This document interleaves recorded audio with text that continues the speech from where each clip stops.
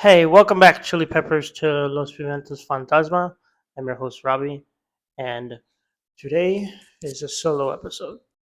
I am very sorry, but me and Josiah recorded an episode last week, and we tried doing it over Discord, and one of our connections wasn't doing well, and the whole episode, the audio got corrupted because it was very echoey, and I didn't want to release that.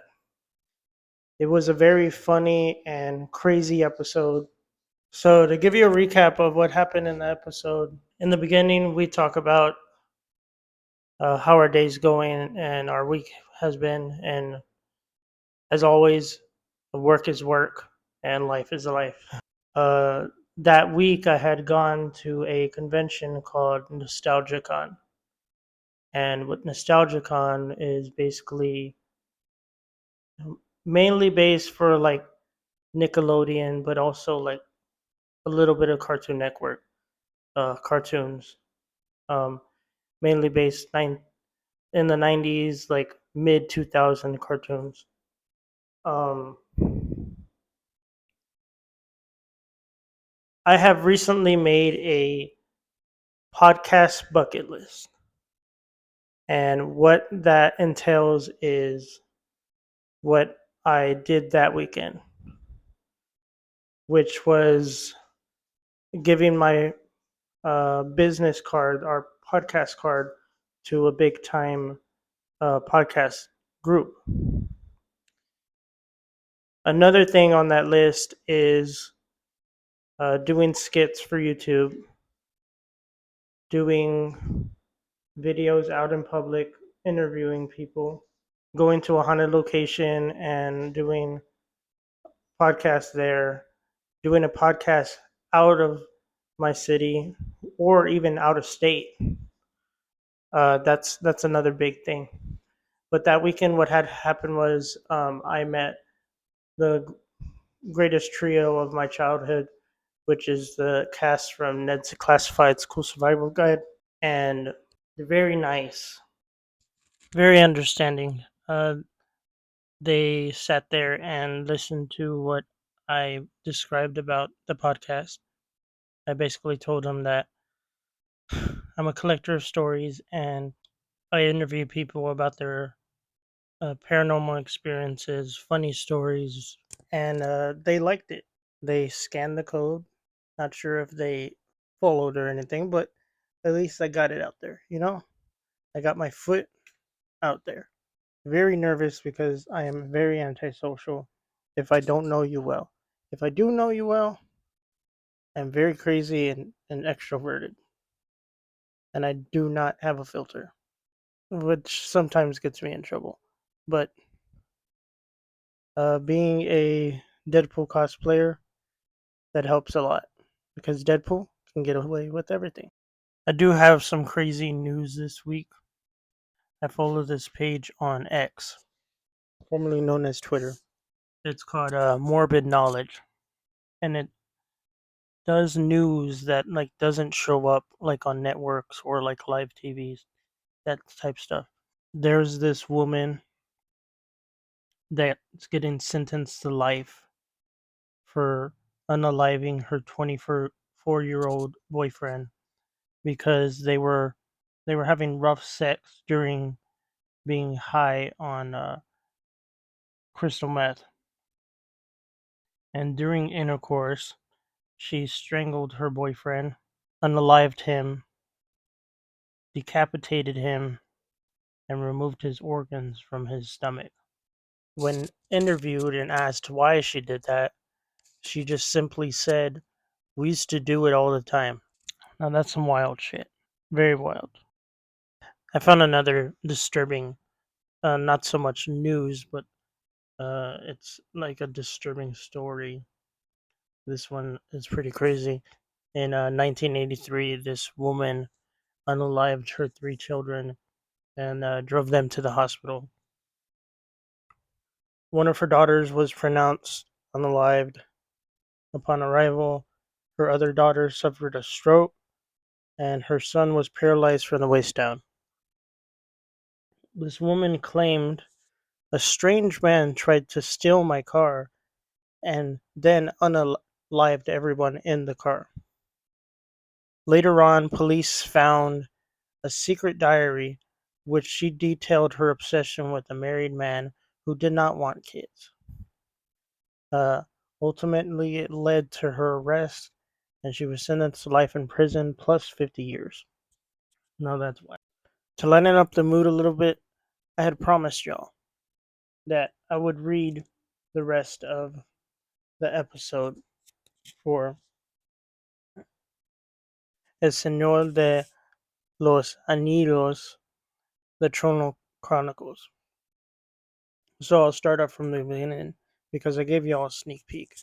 And just sit back and listen to the story because it's going to get wild and very stereotypical and very funny. So enter East Los Angeles.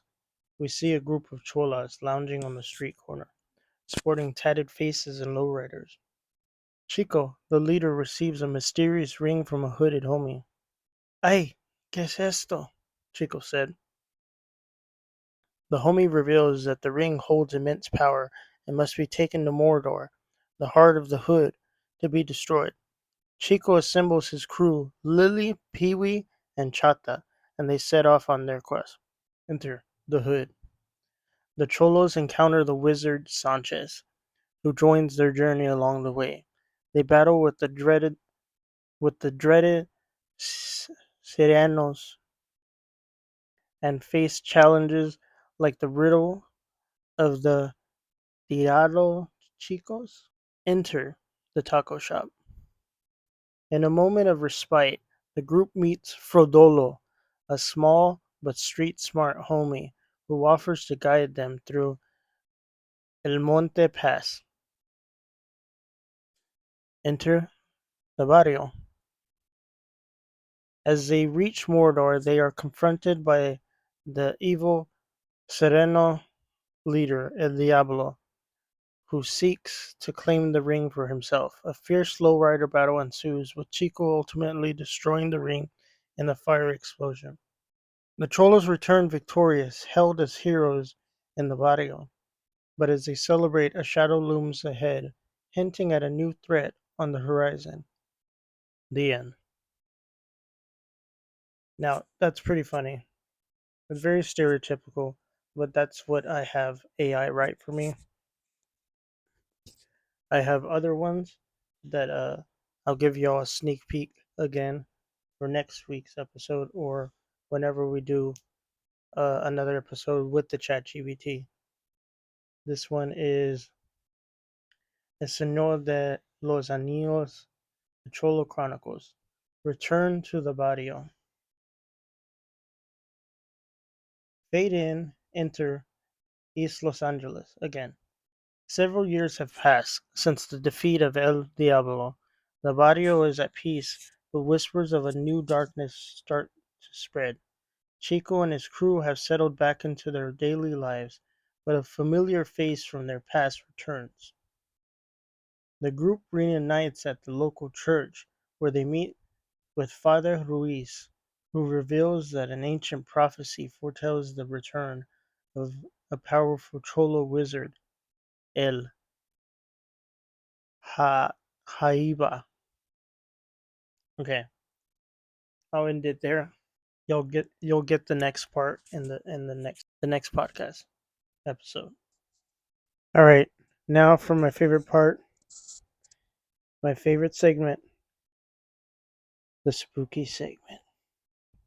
And this time, we're getting into some of my favorite things, conspiracy theories. Now, don't come after me. Don't tell me anything. Don't give me shit. These are just conspiracy theories. I am just a conspiracy theorist. I don't really believe that any of this happened, quote unquote. But I do like to think that it does happen. So you know what to do, Chili Peppers. Gather around, get cozy, grab your tortilla blankets, grab your conchas, drink your abuelitas, and listen in on some of the stories that I have for you this week.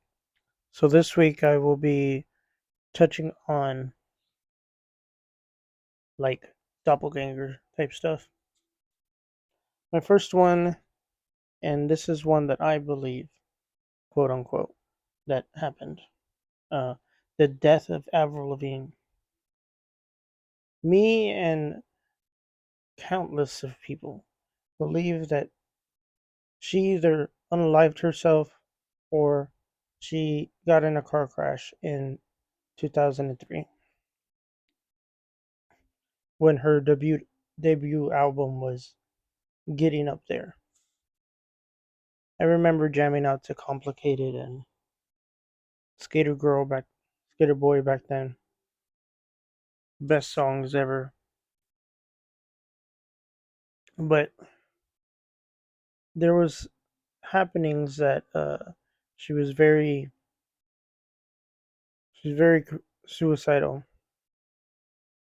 and she didn't like the fame and everything that was getting to her, and it started messing with her head a bit. So she unalived herself. And because her album was debuting and it was very big at the time, they had to find someone quick. So they found someone whose name was Melissa, and she kind of looked like Avril Lavigne, but a very soft Avril Lavigne. So they changed her name and made her look like Avril Lavigne, and her voice already kind of sounded like her, but they had to make it more gritty. Um, that's a one doppelganger that I believe, quote unquote, could be real. Another big doppelganger that I believe, quote unquote, could be real is Sir Paul McCartney. Now, I had watched this documentary called Paul is Dead on YouTube. So basically, they're saying that Sir Paul McCartney had died in 1966 in a car crash, a very brutal car crash. When they found his body, his face was mangled, his teeth were protruding out of his top lip. Um, there was basically nothing salvageable to make him look nice in a, I guess, in a coffin. And there was a quote that George Harrison said. He said, "Well, he looks like a walrus, don't he?" And so that's where "I Am the Walrus" came from. Uh, there's other albums where Paul is sitting inside of a like a suitcase, but if you turn it sideways, he looks like he's in a coffin. Paul McCartney is also the only one in the album on Abbey Road who isn't wearing shoes or socks. And when you're in the coffin, you don't have shoes or socks on. In Sgt. Pepper's Lonely Heart Club Band, in the movie, Paul McCartney has a mustache. The original Paul McCartney wasn't able to grow a mustache because he had a scar on his upper lip. Uh, they believe that since the Beatles were up and coming and they were barely shooting off in their career, that they needed to find someone. So they had a Paul McCartney look-alike contest, and this one guy won. Look completely like him, like almost doppelganger way. So they used him, and they brought him into the Beatles as Paul McCartney. So, like I was saying in Sgt. Pepper's Lonely Heart Club Band, there is a bunch of stuff in the garden area, but what it looks like is it spells something out, and it looks like it spells out "Here lies Paul,"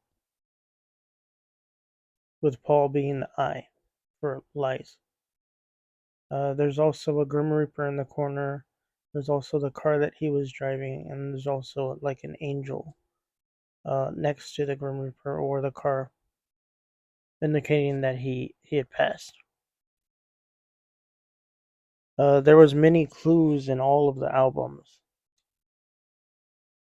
One of these supposed clues was the phrase "I buried Paul," spoken by John Lennon at the end of the song "Strawberry Field Forever," recorded by the Beatles in November and December 1966. My bad.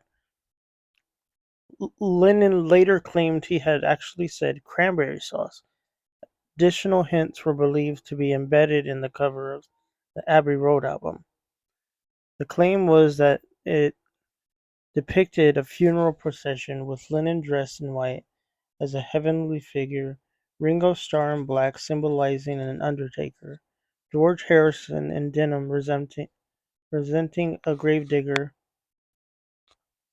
and McCartney appearing barefoot out of step, signifying the deceased.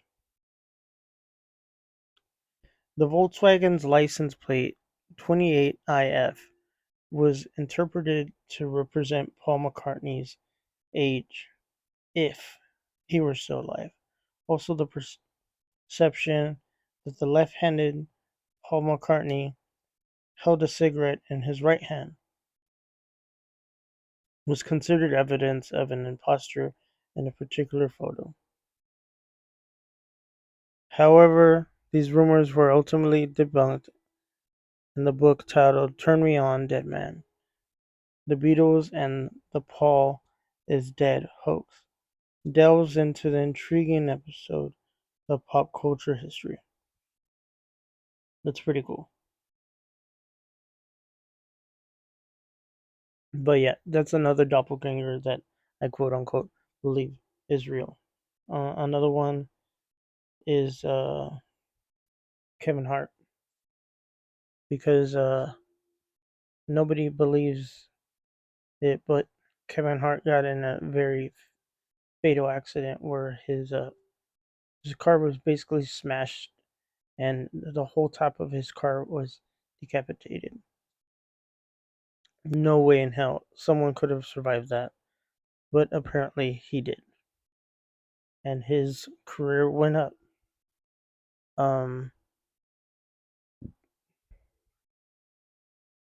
there's other ones. I still believe that Tupac could be alive, and Elvis could be alive, and Michael Jackson could be alive. There's tons of things that I quote unquote believe are real. But once again, they're conspiracy theories. You either believe them or you don't. But I quote unquote believe that they're real. Anyways, this will be the end of this episode. I appreciate y'all listening to my solo episodes. I promise we will get back on track um, for next week's episode.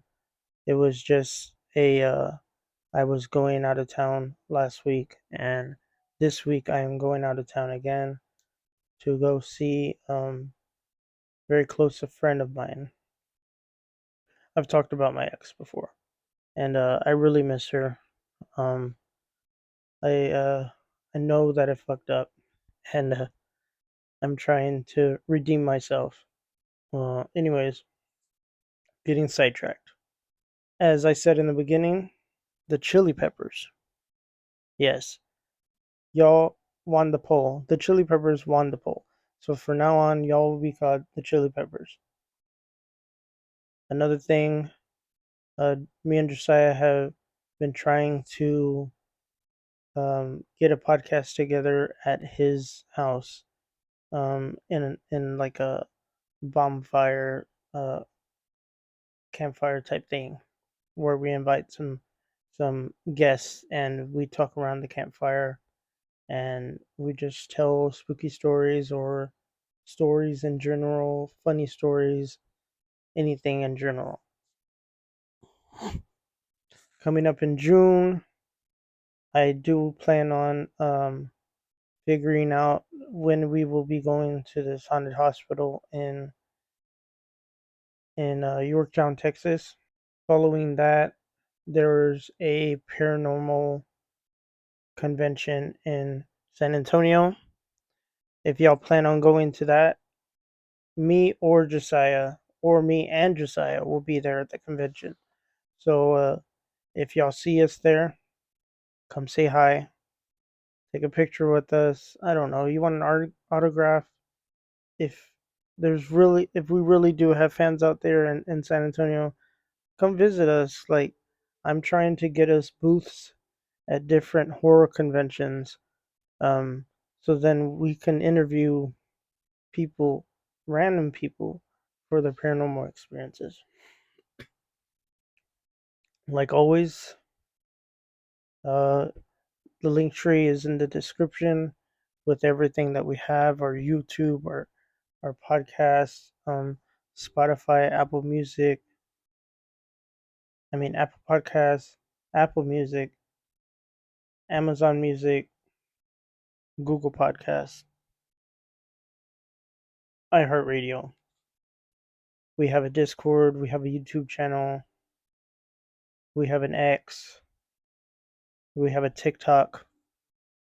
Most of it is all Los Pimentos Fantasma, but really, you can find us there.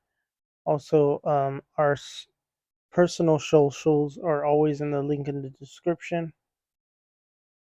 And also, if you or a loved one is not feeling right in their mind or in their heart or whatnot, we do have the number to the suicide hotline always in the description. Just remember, you're not alone.